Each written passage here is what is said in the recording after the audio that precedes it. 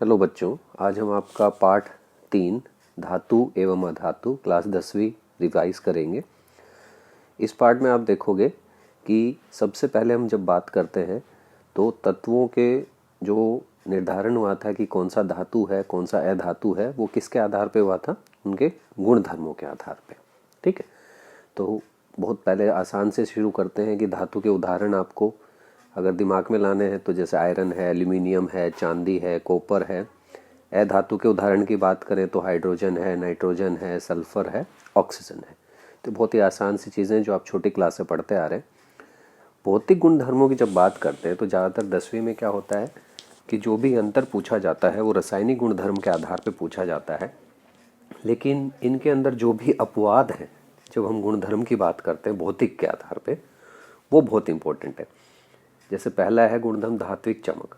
तो धातु की सतह जितनी भी हैं सबकी चमकदार होती हैं, जबकि अधातुओं की जो है चमकीली नहीं होती। लेकिन मैंने लेकिन इसलिए बोला, मैं डबल टिक लगा रहा हूँ इस पर, आयोडीन वह अधातु होते हुए भी चमकीला होता है। तो ये एक इम्पोर्टेंट चीज़ होगी। दूसरा है कठोरता। धातुएं सामान्यतः कठोर होती हैं और लेकिन लिथियम, सोडियम और पोटेशियम जो है मुलायम होती, इन्हें चाकू से भी काटा जा सकता है। इसी तरह धातु जो है अधिकतर कठोर नहीं होती, लेकिन कार्बन का एक अपरूप है जो हीरा, जो कि सबसे कठोर प्राकृतिक पदार्थ है। तीसरा है जब इनके रूप की बात करते हैं तो धात्विक कमरे के ताप पर ठोस रूप में पाई जाती हैं, जैसे कि अगर हम बात करें। लेकिन मरकरी एक ऐसा है जो कि द्रव अवस्था में पाया जाता है। इसी तरह जो है अधातुएं ठोस और गैसीय रूप में पाई जाती है, लेकिन ब्रोमीन एक ऐसा है जो कि तरल रूप में पाया जाता है। तो कई बार आ जाता है एक अधातु और एक धातु का नाम बताइए जो कमरे के ताप पे द्रव अवस्था में पाई जाती है। चौथा है आघात वर्तनीयता, मतलब जब उसको पीटा जाएगा तो वो पतली चादर में बदल जाती है, जबकि सॉरी अधातुएं जो है ऐसा नहीं होता, वो टूट जाएंगी, बिखर जाएंगी। अगला देखते हैं तन्यता। तन्यता की बात करते हैं जब खींचा जाएगा तो वो पतली तारों का रूप ले लेती हैं, जबकि अधातुएं जो है टूट जाती हैं, वो पतली तारों का रूप नहीं लेती। विद्युतीय ऊष्मा की सुचालक की बात करें तो धातुएं जो है इसकी सुचालक होती हैं और अधातुएं कुचालक, लेकिन शीशा और मरकरी ये कुचालक है, ग्रेफाइट इसके अंदर जो है सुचालक है। घनत्व की बात करें तो अधिक घनत्व होता है, उच्च गलनांक होता है। सोडियम एवं पोटेशियम का घनत्व तथा गलनांक कम होता है, जबकि अधातुओं का घनत्व व गलनांक जो है कम होता है। ध्वनिक की बात करें तो धातुएं कठोर सतह से टकराने पर आवाज़ पैदा करती हैं, जबकि अधातुएं ध्वनिक नहीं होती हैं। ऑक्साइड मतलब ऑक्सीजन के साथ अभिक्रिया करें तो अधिकतर धातुएं जो है क्षारीय ऑक्साइड बनाएंगी और ये जो है अम्लीय ऑक्साइड बनाएंगी। तो ये आपके भौतिक गुणधर्म है, बहुत इंपॉर्टेंट है। अब रासायनिक गुणधर्म देख लेते हैं। वायु के साथ जब भी अभिक्रिया करेगी धातु तो धातु ऑक्साइड बनाएगी, जो भी हमने बात की, जैसे कॉपर है, एल्यूमिनियम है, मैग्नीशियम है। धातु ऑक्सीजन के साथ अलग अलग तरह से अभिक्रिया दिखाती है। सोडियम और पोटेशियम वायु से आकस्मिक आग पकड़ लेते हैं, जिसे रोकने के लिए उन्हें केरोसिन तेल में डुबो के रखा जाता है। ये कई बार 1 नंबर का प्रश्न आ जाता है कि ये तो धातु के नाम पूछ ले जाते हैं या क्यों रखा जाता है, तो ये ध्यान रखना है आपको। उसके बाद ये जो पॉइंट्स हैं कि मैग्नीशियम, एल्यूमिनियम और जिंक ये धीरे धीरे वायु से अभिक्रिया करेंगे और फिर इनके ऊपर होता है क्या है, बाहर की एक परत जो है ऑक्साइड की बनने के बाद अंदर की धातु जो है सुरक्षित रहती है। आयरन जो है वो गर्म वायु के साथ ही जो है प्रक्रिया करेगा, या जो है इसको चूरा बनाए और फिर बहुत तेज ज्वाला में डालें तो ही आग पकड़ता है। कॉपर जो है वो प्रज्वलित नहीं होता, मतलब उसमें आग नहीं लगेगी, लेकिन एक कॉपर ऑक्साइड की परत बन जाएगी काले रंग की, उसके ऊपर चढ़ जाती है। और चांदी और सोना जो है ये अभिक्रिया नहीं करते, इसलिए इनको गहने के रूप में उपयोग किया जाता है।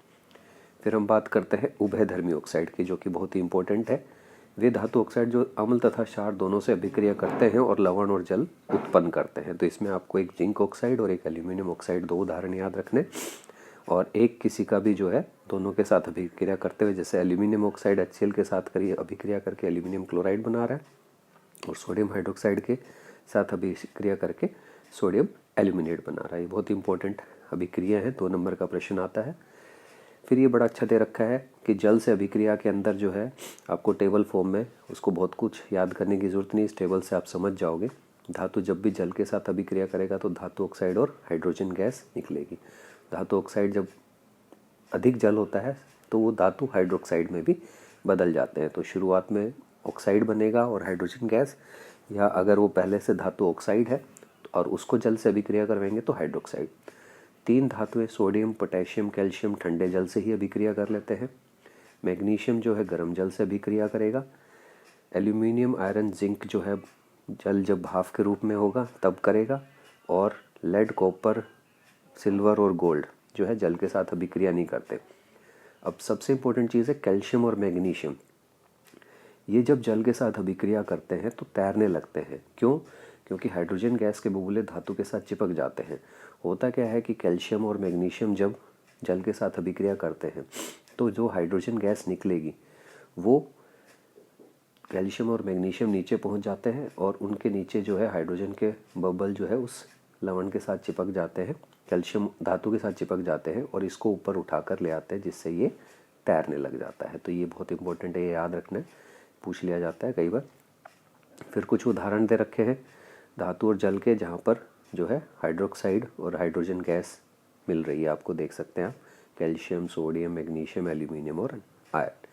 धातु की तनु अम्ल के साथ अभिक्रिया की बात करें तो ये लवण तथा हाइड्रोजन गैस देंगे आपको, जैसे HCl के साथ में आयरन दे रहा है, मैग्नीशियम दे रहा है, जिंक दे रहा है, एल्यूमिनियम दे रहा है।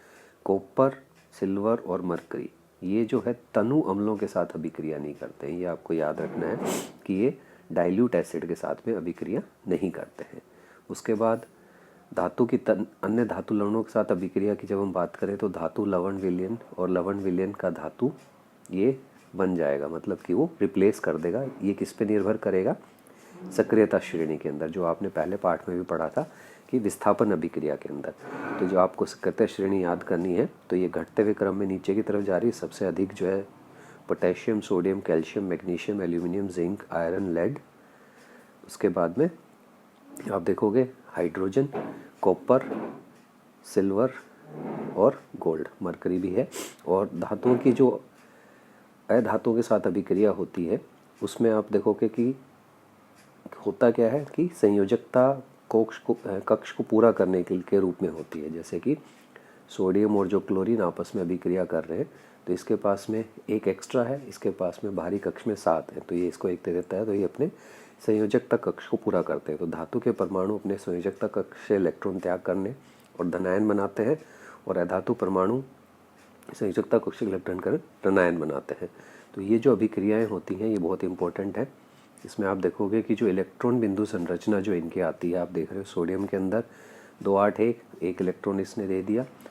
क्लोरीन के साथ में जो है आप देखोगे कि बाहरी कक्ष में 7 इलेक्ट्रॉन है, तो इसने 1 इलेक्ट्रॉन ले लिया, तो ये 2 8 8 हो गया। तो सोडियम प्लस क्लोरीन तो इसमें दिखा रखा है, इसको आप ऐसे भी करके दिखा सकते हैं। सोडियम 1 इलेक्ट्रॉन यहाँ पर, फिर क्लोरीन उसमें जो है आप 7 इलेक्ट्रॉन इसके दिखा सकते हैं और 1 इलेक्ट्रॉन को यहाँ से ऐसे ट्रांसफ़र करके दिखा सकते हैं। तो ये आपका सोडियम आयन बन गया धनायन और क्लोरीन जो है ऋणायन बन गया, क्योंकि उसने जो है ग्रहण किया है इलेक्ट्रॉन को, तो उसमें हम ऐसे दिखा सकते हैं, माइनस का साइन भी दिखा सकते हैं यहाँ पे।